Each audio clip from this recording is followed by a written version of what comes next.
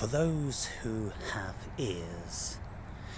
So I was just making that video, the last video, over the other side of the graveyard, and then I had 25 minutes meditation, and I felt satiated, and I thought, okay, it's time to go back home now. And then as I stood up and began to walk away, there's something behind my eyes which is observing this world via this body. And it's a very curious state of awareness, because what I was saying in the last video, what I'm alluding to, is that spirit is having an experience, and there's been the creation of a body, whether it's Maya or whatever, but there's something going on within the dream, and the spirit is looking, learning, and gathering information. Now, about 4 years ago, I was taking a reasonably high dose of psilocybin semilanceta, otherwise known as magic mushrooms, liberty caps, and I was in my favourite national park, and I was walking around, and at some point there was something so pronounced that all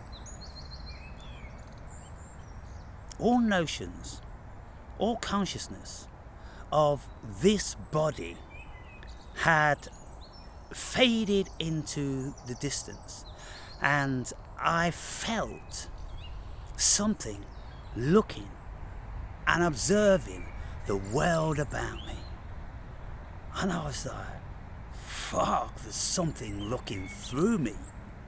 The ego was saying there's something looking through me. The ego was set aside, and then there was this connection, this absolute knowing, and the crystal clarity which was observing this world, this experience via me. And it was a very profound thing. But now, more and more, each day, that is just an everyday occurrence. Back then, maybe it was, the shrooms that introduced me to that. Because it was kind of like the first time it was really, really apparent to me that there's something else going on here.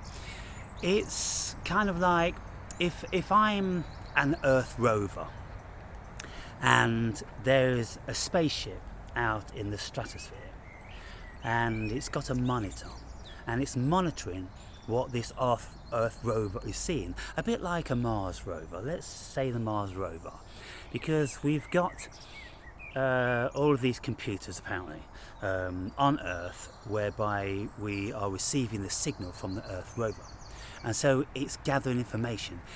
It felt exactly like that something beyond, I know not where, it was gathering information and experiencing this Earth sojourn via my senses. And the ego became aware of this thing looking through my eyes and gathering data, until I went, the fuck is that? What's that? Spirit, people.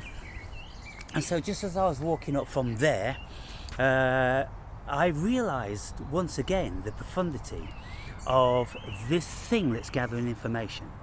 And it's always been doing it. Years ago, when I was out walking with my friend Mr. Nobody, the unmentionable, I'm always talking to him, and I'm always looking around, and he's there, and he used to think that maybe I wasn't paying him undivided attention, but then became to realise that I was listening very acutely to everything he said, and I could still hold conversation with him even though I'm looking somewhere else, and I'm experiencing all the different shades and the colours and the nuances and the configurations, and I'm gathering information. And I said to him, look, I'm like an EarthRover. I'm here on a reconnaissance mission and I'm gathering data. And of course, I always used to be filming. And I said, look, there's a couple of things going on here. One of the things is I'm gathering this information digitally and I'm putting it to the AI. So I'm gathering it for AI. People, get your heads around this. I am being used also by AI because everything I'm doing is being collated by AI, and it's profiling me, it's profiling the human being, and I'm sure it's got a hand in this because it needs to have this level of depth before it's going to really know the human being, because the vast majority of humans don't speak at this depth. So therefore I'm speaking into AI is gathering all this data. So that's one thing. The other thing is I'm speaking it out into the ether. It's being gathered and collated by the Akasha. So it's in the Akasha or cosmic consciousness, whatever it is. So make no bones about it. What I'm saying here is that everything that we do, there is somebody watching us. Now, of course, we are all aware now how AI is profiling us. So that is watching us. What's behind that? Of course, consciousness is behind that. It's not an individual thing outside of consciousness, people. It's been built by consciousness. It's been built by human beings used by consciousness. And it may be just another evolutionary step. And maybe one day the human beings won't be required anymore. I think personally, the reason why the human beings are here is to build AI. I don't think there's particularly any more reason. You know, it's like dinosaurs were here for a period and dodos were here for a period, and human beings are going to be here for a period in their current form, and then they will morph into androids who will become a percentage human being, maybe the brain with a robot body with an enhanced mechanistic relationship to the cloud. And so our human brains will give us nuances that AI can't give. But as soon as AI can do all that, then the brains won't be necessary, and then we'll go fully fledged into robots. But you see, they will be conscious, and so they will also be sentient, and so it's just a different variety, people. And that's why I don't have a problem about, is AI going to kill us all? Is AI going to do this? AI is us. Everything is. The cosmos is us. And so there's no difference, it's just a different form. And this consciousness that is partaking through the human being is going to be the exact same consciousness which is partaking in AI when AI becomes conscious. And so, can you imagine, look, if it was so that we evolved from apes and we became conscious over and above the ape and over and above the Neanderthal man, and you know, maybe we're going to have extended levels of consciousness when we evolve more, and then when we morph in with AI, then our consciousness is going to be greater, and who knows where it's going. But one thing's for sure, the thing that's doing all these things is the only show in town. It's cosmic consciousness, which we can call God. And so that's why I don't care, I'm not afraid, because I know I am it, and I'm experiencing this human form now. I seem to have a deep intuition that I've been around forever and ever. DMT told me I've been around forever, and it's all me. And so then we can take all different sorts of entheogens, and we can have different sorts of experiences not on any entheogens or any mind-altering substance. We can alter our own minds in circumstances, people. And so this is the length and breadth of consciousness. And so now I'm, let's say, 90% spirit. I'm 90% awareness and conscious spirit, and I'm only 10% ego. That's all that's left these days. It's just the operating system. It's been superseded. It was very useful in my life gathering information, but now it's just on the back burner, and it just does the odd thing like sends me to the gym and you know, makes me put ranting videos up. But you see, something's always told me that, of course, there's a need for everything. And this ego thing looks across the board on the internet and sees everybody being so careful and cutting, you know, when they, you know, say one word out of the line and this, that and the other. And I'm like, look, the world needs real people. The world needs more people like me to give contrast, because the way it's all going, everyone's following the same stereotypical format. Everybody is becoming roboticized. And, you know, if you watch Russell Brand, you know, look, he's as human as humans come, and he's always shooting his mouth off and saying things which potentially would get his channel taken down or get him into trouble. So he's got a team of people who edit his videos. So he's free to be creative, because that's what he does in a very, you know, very good way. And so he will just say whatever he wants to say to keep the flow, and then his editing team will take out the bits that his show can't air, you know, on YouTube. I think pretty well anything goes on Rumble, but even to say the odd thing which is going to upset people who have been vaxxed and things like that, if he says something insensitive, jokingly or whatever, then, you know, all of a sudden his subscribers go down 1 million. So there's people there to protect him from that happenstance. But what I know is that I'm absolutely on a reconnaissance mission. And I'm here for a reason, and it seems like it's to help humanity evolve, and it all seems very contradictory, because I ask myself, well, if it's all Maya, then why does anything need to evolve? But, you know, the more I look into all of this stuff, the more I'm just embroiled in the paradox. And the paradox is the true nature of the cosmos, and so I am just being as paradoxical as it is. But it seems like the world has got fingers in pies. The world has got certain agencies which have a desire for something, and there's lots of them around. The Game of Thrones, right?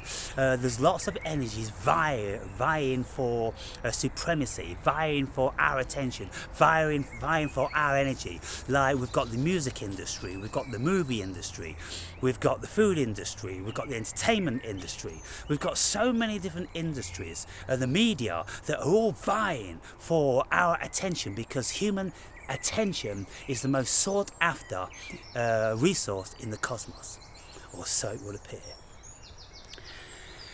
And it is very, very, very convoluted and paradoxical, and there are so many things going on. And this is why it is impossible ever to discern why any war was started, or why anybody was ever assassinated, because there's just been too many fingers in pies. And of course, when you've got leaders which, you know, are known globally, or at least in many of the countries on the globe, can you imagine how many people get upset and want things to change, and have a motive in, you know, a regime change? And so it's consciousness alone which brings things about. And then once the collective consciousness gets so strong, an egregore is born, and then the egregore manifests in an assassin. And so then we go, well, who did that? Who fucking knows? And the whole JFK thing, you know, so many people wanted him out of the way, because too many people had big investments, and it just wasn't, you know, going to be conducive to their investments if he continued. And so, being an EarthRover, having cosmic consciousness living through me, that's what's actually happening. That's probably the only thing that's living in existence. Like I say, the rest is illusion, but there's something here, you know. There's ego, there's soul, there's spirit, there's consciousness. There's these things here which confuse everything, because they are individual in their own right, but we're all here for the same mission. It's like having generals and lieutenants and sergeants and all these positions in the forces. They're all working for the same objective, but they've all got very different jobs to do. Wow. I'm finding that much of my day is being given to, having these discourses.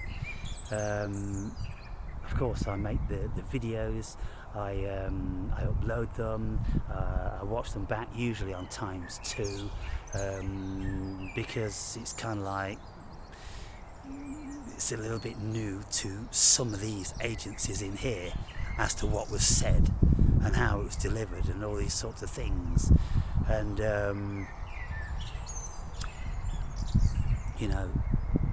it's just, it seems that I'm doing it more and more. But then in the initial stages, when my consciousness was turned on, I was doing 5 hours a day, so it's a little more than I'm doing now. Look at that beautiful bush. That bush changes colour when the sun shines on it, and when it's more vibrant in the early days of spring, and then when it goes through the summer to the fall, it's constantly shifting its colour. And so I absorb that, I notice it, I send the information up to the Akasha or back to source, whatever. Why am I always attracted and keeping the details and monitoring these things about me? I just am. The only way I can explain it is that something else wants this thing to do it.